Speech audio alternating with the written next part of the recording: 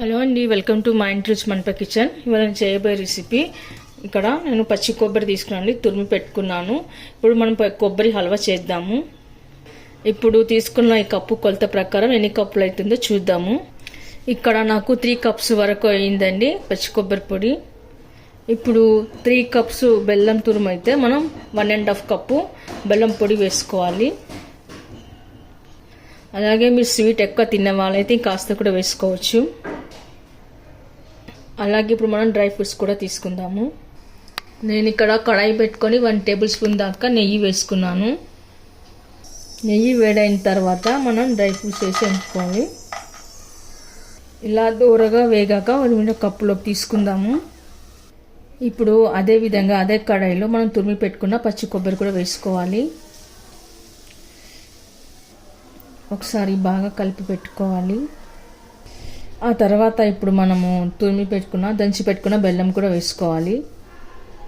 ఒకసారి బాగా కలిపి పెట్టుకోవాలి.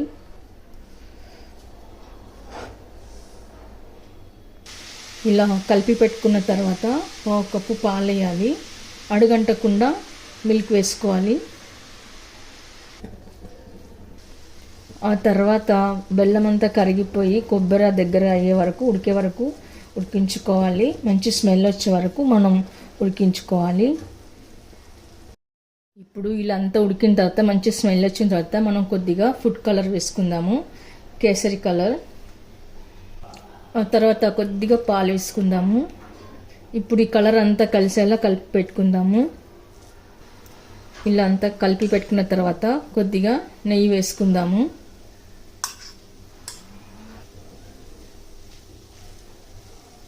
ఆ తర్వాత ఇప్పుడు డ్రై ఫ్రూట్స్ వేసుకోవాలి. ఆ తర్వాత చివరన ఇలాచి పౌడర్ కూడా వేసుకోవాలి. ఓకే అండి, ఎంత ఎమ్మీగా టేస్ట్గా ఉండే పచ్చి కొబ్బరి హల్వా రెడీ అయిపోయింది. ఇప్పుడు సర్వింగ్ బౌల్లోకి తీసుకుందాము. ఓకే అండి, సర్వింగ్ బౌల్లోకి తీసుకున్నాను. ఈ హల్వా చిన్నపిల్లలకి కానీ ఎదిగే పిల్లలకి కానీ పెడితే చాలా మంచిదండి, హెల్త్కి చాలా మంచిది. చూడండి ఎంత చక్కగా బాగా కుదిరిందో. మీరు కూడా ఒకసారి ట్రై చేయండి. మీకు ఎలా కుదిరిందో కామెంట్స్లో పెట్టండి, లైక్ చేయండి, షేర్ చేయండి. తప్పకుండా మన ఛానల్ని సబ్స్క్రైబ్ చేయండి. Thank you for watching.